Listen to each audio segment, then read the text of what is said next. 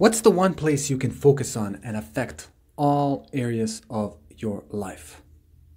We live in a world of abundance, convenience, and possible overwhelm. And I'm not here to eliminate abundance or convenience. The overwhelm part we're going to address. Now look, if you wanted to watch 500 channels on your TV, if you still watch TV, you can. On our handheld devices, which have been purposely designed to hijack our attention, the world is in your hands to do whatever you want, gather information, skill building, connect with everybody around the world, transfer money, 24-hour entertainment, start a business, lust, gambling, and get opinions from every single person, which can be overwhelming. So what's this one place that I'm talking about that you can focus on and affect all areas of your life? It is the fire within, and it is present in all of us. Just by coming into existence is evidence of it. Now, some of us were lucky and we had good guides growing up. They knew how to harness and grow and pass on the torch for us to move forward. Others were not so lucky. Their fire got squashed, diminished, or maybe their parents were so wild that they become destructive themselves as kids. We all come into this world as passengers, as we are dependent on the people around us to start out. But guess what? We all have to become the driver eventually. And where's the driver's seat? It is in your core, the fire within. And just like any driving, if you have experience with it, if you know what you're doing, you can get to your destination within a timely fashion.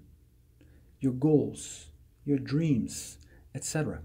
But the same is true if you don't know how to drive and you get into that vehicle and you destroy yourself, you crash and burn things down. That might occur as well. Now, what are some of the examples that we see of this fire? Look at children, for example. Look at the joy, the fun. There's a stat that says an average child laughs 300 plus times a day. Wow. While an adult, less than 30 times or way less. Now you might be saying to yourself, I'm an adult. I have all these responsibilities. True. But I'm going to point out maybe, just maybe, you haven't become aware of your fire, haven't learned how to grow it, or how to protect it. A lot of us navigate life by waiting for certain external situations to pop up. For example, the Friday, a weekend, a vacation, when you get a raise, or even your payday. That's when you're going to feel uplifted. And even some say, when I retire, I will enjoy my life. Another example is when somebody walks into a room, their posture is back. Even before they say, you can feel their energy. And then when they talk, the confidence comes through even more. On the other hand, the person that walks in slouched over, their language is down, we feel that energy as well. Another example is a person who has a high drive, but no wisdom. We call them workaholics. They work, and they burn themselves out. They destroy their health, they destroy their families, and maybe they even destroy their business. They need to add wisdom to their drive to be able to shift down the fire when they come home or when they are in relationship with other people. Gentlemen, women are attracted to your fire. Businesses attract customers and employees because of their fire. Because if they didn't have it, they would go out of business. Countries attract people because of the fire. Once again, those who are not aware or mindful of their fire will allow others to squash it, steal from it, or you yourself will harm yourself and others. So how can one begin to ignite their fire? Well, I'm going to use the metaphor of actually building a fire. First, you need the paper, the easy stuff, then the kindling to catch on from the paper, and then finally the firewood. So, what is the paper? I'm going to give you some examples here. It might be different for different people. For example, when you wake up, you have a motto.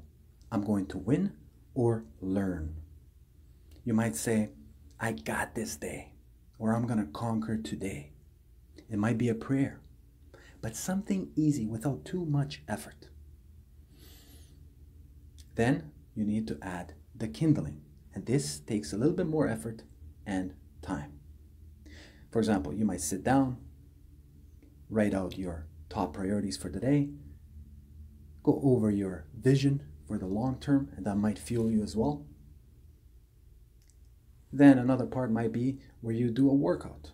And for those of you who are just starting out, try just walking for 30 minutes to an hour a day for the next 10 days and see how you feel. It might be a meditation. It might be reading of wise materials, or even a cold plunge. Now, the firewood is a little bit different because the first two, the paper and the kindling, are individual habits that you do. The firewood is immersing yourself in growth group environments. And once again, I'm going to give you some examples that I've used. It's going to be different for different people. So for example, I go to jiu-jitsu, or I have before the pandemic. And this is where I go to battle, compete, yes, but at the same time, we're sharpening each other up to make each other better. I can learn visually, I can learn by practicing with somebody, I can get feedback from the coach. And as I get better and my fire lights up even more, I'm ready to light up others who are ready to receive it. People who are just starting, for example. Another environment I've immersed myself in the past is Toastmasters.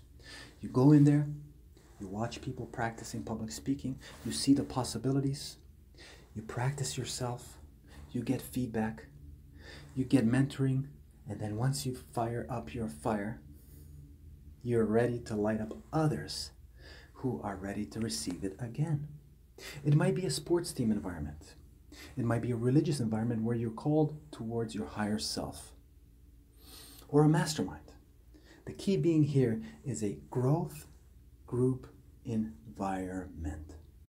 The beautiful thing that happens once you feel your fire, you're going to recognize it as the most precious resource. It's not the Bitcoin that's going through the roof, gold, real estate, money, businesses. And guess what? All those external resources have been created from the fire within. And if your fire is not developed, protected, guess what? When you come in contact with external resources, we've heard of people winning lottery. What happens? Going bankrupt, families getting destroyed. Why? Because their core wasn't developed. So what is the place that you can focus on and affect every other area of your life? It is the fire within, because from this reference point, you can make decisions. Is this habit serving me or taking something away? Is that person fueling me or putting me down? And guess what? If you need to put up boundaries around somebody, it's going to come from the fire. Whether it's a boundary of time, whether it's a boundary of meeting them at a specific place, or simply not hanging around them anymore. The power is within you once you get this.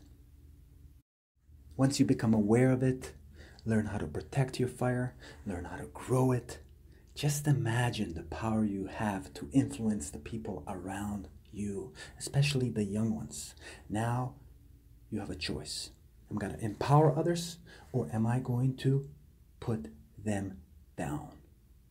So the one place you can focus on and affect all areas of your life is the fire within.